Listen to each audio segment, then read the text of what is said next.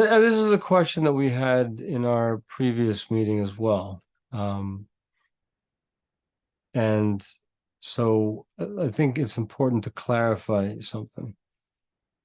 It's important to clarify that it's not that the Torah does not distinguish between the actual hands-on act of committing murder and, let's say, being somebody who, without intending to, gives advice to the doctor. The one who pulls the plug is the murderer.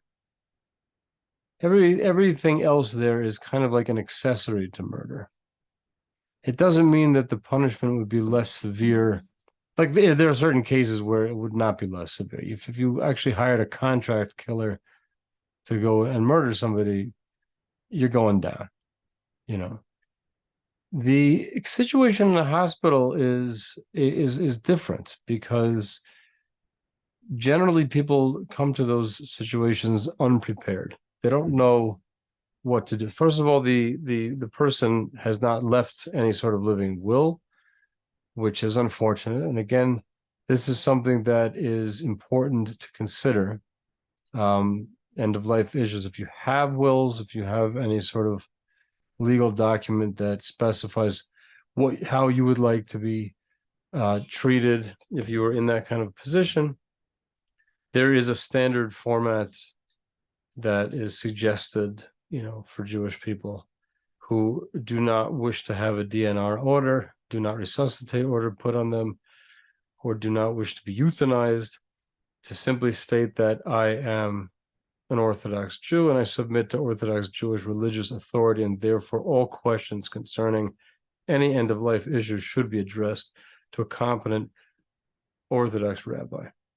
At which point, so what a person's done with this legal document is they've actually made it legally impossible to simply pull the plug.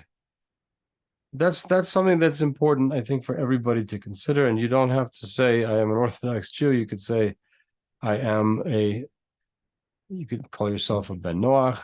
You could call yourself a Noahide. Some people have different preferences as to which terms that they use. But you can say pretty much the same thing after that. And I submit to Orthodox Jewish law.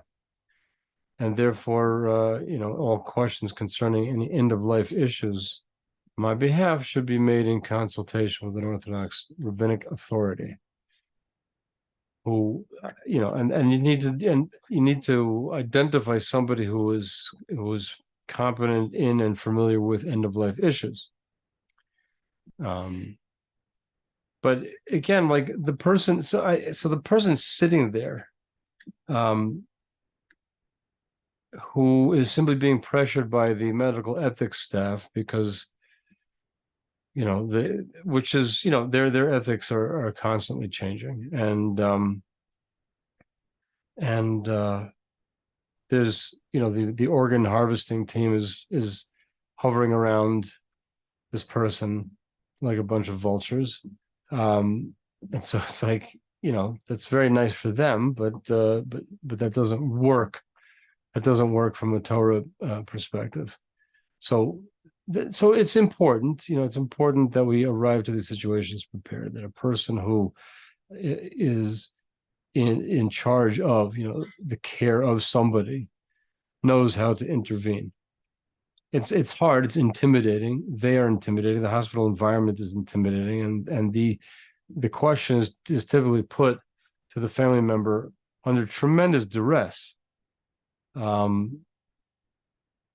So I mean, the thing I think to take on board from here on in is that, no, if you happen to be in that situation, you have to get in, you have to get in between that patient and the doctor who is reaching for the on-off switch, because that's going to be an act of murder.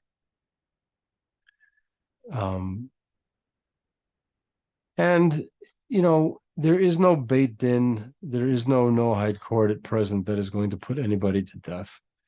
And certainly a secular court in a country where euthanasia or physician-assisted suicide is a legal thing, nobody's going to really suffer any consequences for it. So I think the thing to really think about is, what can I do from this point on that would promote the sanctity of life, that would preserve life, that would make it possible for, let's say, a diffusion of the, or let's say, raising the awareness of people. There's a whole bunch of unaffiliated people who are inherently spiritual, who are looking for a spiritual home.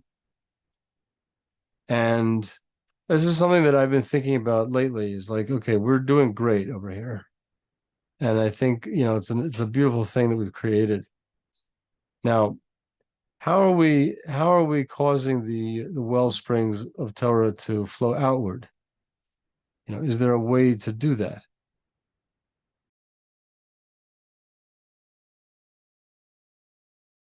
This is a book that I wrote called Life or Death, and it's published by Mosaic Press and distributed by the Feldheim Company.